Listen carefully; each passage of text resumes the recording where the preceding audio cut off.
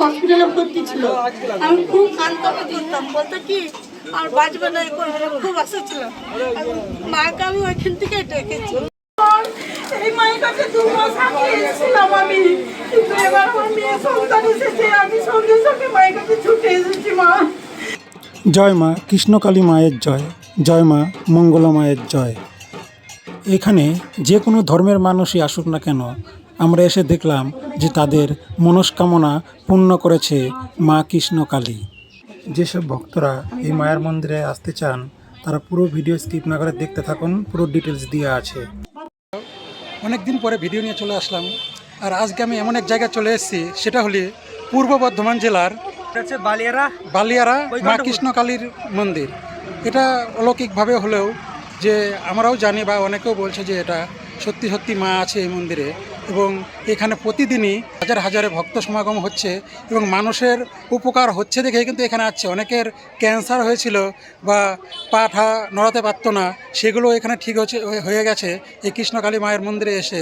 এবং এখানে কিভাবে আসবে দেখো, আমার পিছনেই কালনা বর্ধমান রোড, সেই রোডটায় কিভাবে আসবে এবং কোথায় এসে নামবে সেটাও এই ভিডিওর মাধ্যমে তোমরা দেখতে পারবে। এবং আমার সঙ্গে সবুজ ভাই আছে, সবুজ ভাইয়ের বাড়ি এখানেই। তা সবুজ ভাই কিছু একটু বলো এই মন্দির নিয়ে। আমি এখানে এসেছি 3-4 বার এসেছি, যেহেতু আমার এই জায়গাটা আমার কাছে সন্ধান ছিল না, মানে এই জায়গাটার সম্পর্কে আমি জানতাম না।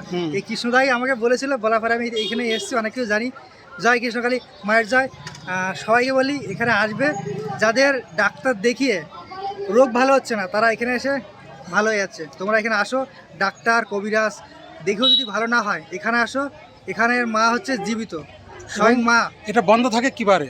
এটা বন্ধ থাকে হচ্ছে সোমবারে, প্রতি সোমবার, তাই তো? এবং এখানে ভিড় হয় সব থেকে শনিবার আর মঙ্গলবার। শনিবার আর মঙ্গলবার প্রচুর পরিমাণে ভিড় হয়। এটা হচ্ছে সারা ভারতবর্ষে এখন সবার কাছে পরিচিত হয়ে গেছে এই জায়গাটা, কেননা এতটাই এখানে ভিড় হয় এবং অনেক দূর দূরান্ত থেকে ভক্তরা আসে, এসে তাদের কিন্তু মনস্কামনা পূরণ হয়। তো আমার আস্তে আস্তে পূরণ হচ্ছে।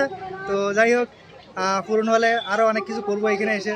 জয় কৃষ্ণ মায়ের জয়, জয় কৃষ্ণকালী মায়ের জয়, মায়ের জয়। মা কৃষ্ণকালীর পুজো দেওয়ার জন্য তোমরা এখানে পুজোর ডালা পেয়ে যাবে বিভিন্ন দামে। এবং দেখো, প্রতি সোমবার বাদ দিয়ে সপ্তাহে প্রতিদিনই মায়ের মন্দির খোলা থাকে। তোমরা যদি আসতে চাও তাহলে আসতে পারো।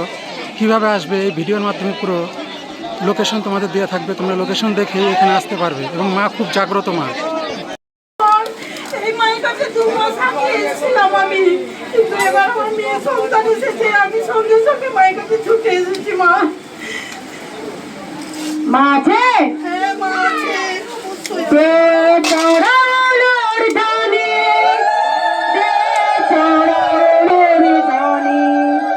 জয় কৃষ্ণ কালী মায়ের জয়, আমার সোনা মায়ের জয়, জয় তারা বাম বাম তারা। 8 বছর পর নিয়ে মা হচ্ছে, 2 মাস আগে এসেছি। কোথা থেকে আসছে মা? পানাগড় থেকে। মা জ্যান্ত? মায়ের জন্য শাড়ি, মায়ের কাছে মানসিক করে গেছিল, শাড়ি, শাঁখা, সিঁদুর। কি সুন্দর গাছের জয়।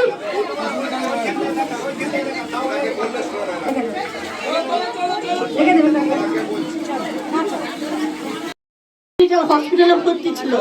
আমি খুব কান্নাকাটি করতাম, বলতো কি আর বাঁচবে না, খুব আশা ছিল। মাকে আমি ওইখান থেকে ডেকেছি, মা আমাকে নিয়ে এসেছে আজকে। আসছো মা? বিয়ে দিয়েছি ফ্যামিলিতে। তুমি কোথা থেকে আসছো? আমি ওই বর্ধমানে থাকি। আমি ঘরে বসেই নাম যা পড়েছিলেন? হ্যাঁ, আমি ঘরে বসে, আমি হসপিটালে কাজ করি, তো আমি হসপিটাল থেকে ওই কাপড়ে মাকে আমি ডেকেছি। একদম মন শুদ্ধি থেকে সবকিছু শুদ্ধি। জয়। আমার কোমরে যন্ত্রণা হচ্ছিল, আমারও অনেক কমেছে।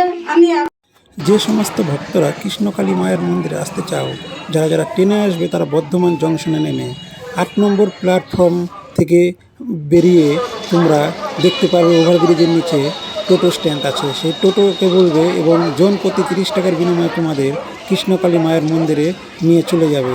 এবং যারা যারা বাসে যেতে চাও তার পাশে বাস লাইন আছে, বাসেও যেতে পারবে। আপনাদের ভাড়া নেবে জন প্রতি 15 টাকা এবং বলতে হবে যে কৃষ্ণকালী মায়ের মন্দিরে আমরা যাব। আমি দেখো এখন টোটো করে যাচ্ছি।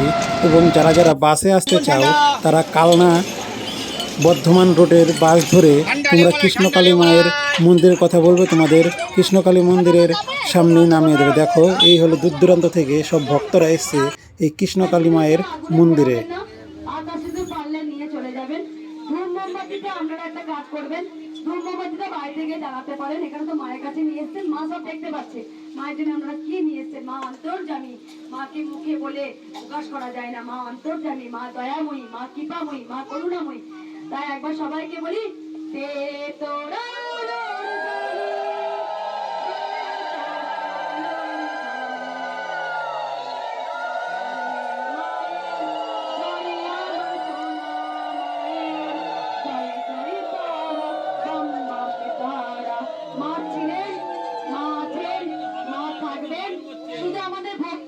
কি চাই? মায়ের কাছে চাইলে হবে না, কি চাই? আসল কি চাই?